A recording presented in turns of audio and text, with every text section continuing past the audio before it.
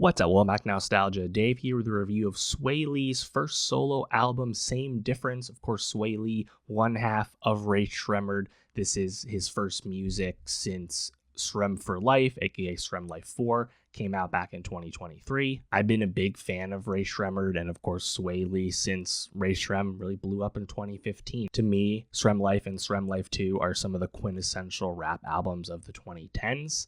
And those hits to me still really stand up. I ran back all the Rare Sremmurd classics in the lead up to this new Swae album just to kind of get in that mood. And I still really enjoy all those tracks. And of course, Swae Lee and his brother Slim Jimmy have often been talked about as going solo as well outside of, Rare Sremmurd. And of course, that third Srem Life album was actually a triple disc featuring a solo from each of the brothers. Of course, the Swae solo was Swaecation. And despite, them delivering on, some solo work way back in the time, 8 years ago at this point, Swaecation and Jimtro, the Jimmy solo, didn't really land, I think, the way people were hoping they would. I mean, to me, coming out of that, the Rare Sremmurd brothers have always been better together than they were apart. That being said, Swae Lee has established himself as a successful soloist, at least on the guest front side sort of things, right? Of course, Sunflower with Post Malone from, of course, the first Spider-Verse movie. That became the first song to be certified double diamond, aka 20 million units. Just absolutely massive track. What is it, number 2 most streamed song on Spotify at this point? In addition to that, right, Swae Lee with French Montana's Unforgettable, an absolutely massive track. Whether it's stuff like Hopeless Romantic with Wiz Khalifa, the hook on Travis Scott's Sicko Mode. Swae as a soloist has been around and has been consistent. You actually can see that with the monthly listener disparity. Swae Lee as a soloist is at 38 plus million monthly versus Rare Sremmurd is only at 15 million plus. Just shows you how many songs Swae has been featured on that became quite big. And Swae had talked about doing a solo album called Human Nature, several years ago at this point, never materialized. So as a result, we're finally here with Swae Lee, Same Difference, his first proper solo album. And I think this is all right. What I like most about this sound is that Swae is still giving you a lot of his melodic rap. It's not nearly as much R&B Swae as I was expecting. And even though most of his solo success as a guest has been on the more singing side of things, I still find him more compelling as a rapper going back to all the hits from Rare Sremmurd. When Swae Lee's flow and cadence is very energetic and fast-paced, the songs are bangers. And there's moments on this album where he still nods at that, but he does not sound nearly as piped up as he did in the old days. Lyrics-wise, there's nothing really here of note, pretty similar from how Srem for Life sounded. Despite 8 years since Swaecation, there's not much of a cohesive message coming from Swae as the soloist on this one. I still remain convinced that Swae Lee and Slim Jimmy are better together as Rare Sremmurd than they ever will be apart as soloists. But I'm still happy to get something from Swae Lee. I think one of my biggest disappointments with Rare Sremmurd in general has been they never really toured. And when they did tour, they often weren't their own headliners. You just look at the list of tours they've gone on since 2015. It's a small amount in general. That's always been disappointing to me. I was lucky enough to catch them at Governor's Ball way back in 2018 at this point. And I saw them open up for Donald Glover or Childish Gambino. That's been it. There hasn't really been other opportunities, which has always been strange to me, because they have a ton of awesome high energy songs that would be amazing live, and I saw them do those songs. I'd like to see them do them again. Nonetheless, going into the album here, 16 songs, 1 hour, there's plenty of material here, but only some of them I think are going to really end up being memorable. I think Tomato, the first song, pretty solid. I think the beats here, I like the glitziness of these drums, the energy from Swae certainly there. I think his flow's good. He plays with his inflection here and there. Good intro, good kickoff song. No Call, No Show. Nav feature from the Clouds. I think the basses here is deeper. Swae, performance-wise, a bit more restrained. Nav, he only has a few modes. He only has a few flows, but he does them all here. And for the very low standard we have for Nav, I think he hits the bar here. He's not doing anything new that he hadn't done, the last 8 years or whatever. But it actually kind of exceeded my expectations, surprisingly.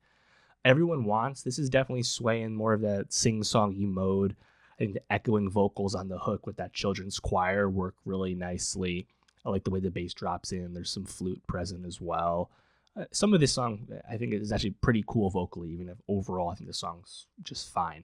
The Gospel, I like this like light on his feet flow and style from Swae here in terms of like that melodic flow that he seems to really gravitate towards and like the most in terms of all the things he can do. Bass drum is good. Those gospel choir flourishes, unsurprisingly, are really good. Mural featuring Janae Aiko. This high pitch Swae has never been for me. Not really a big fan of how it sounds at all. Side eye, you get some of those Afro rhythms here. I could see this becoming a hit. It's nothing special. It's nothing innovative in that side of things, but just him nodding to that. And I would not be shocked if that song, blew up for some reason.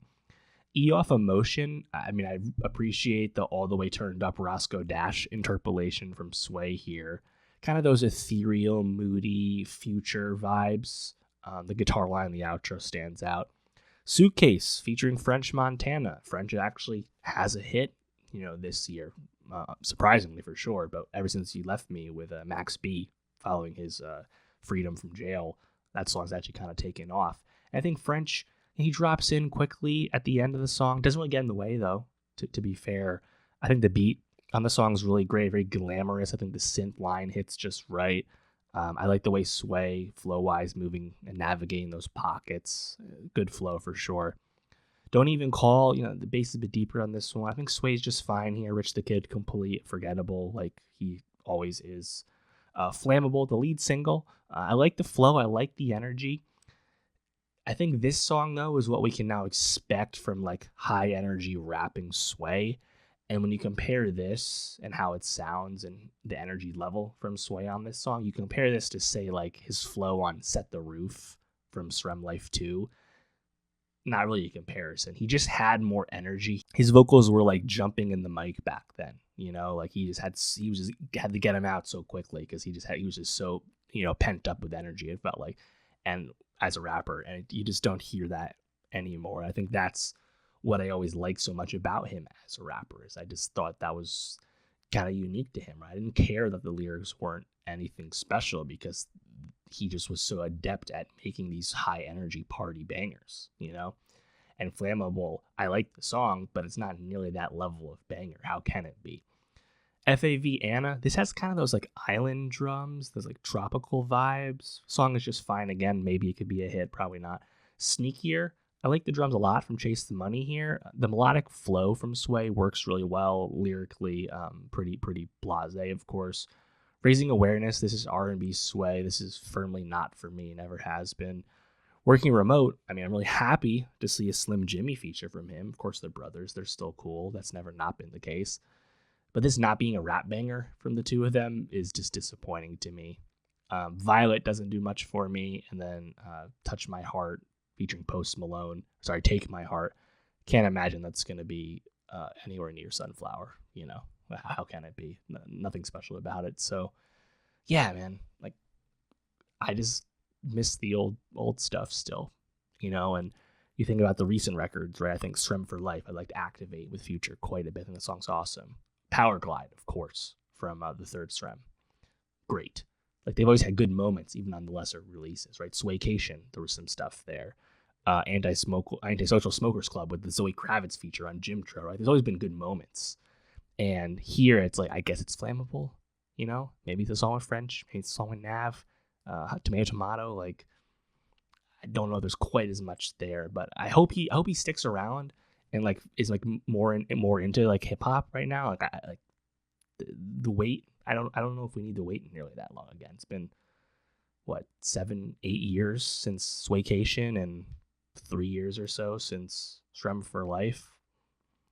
3 years doesn't sound so bad, I suppose, but yeah, I just hope there's more to come soon. Here's hoping. Let me know though, what'd you think of Swae Lee's first proper solo album, Same Difference? What did you like about this?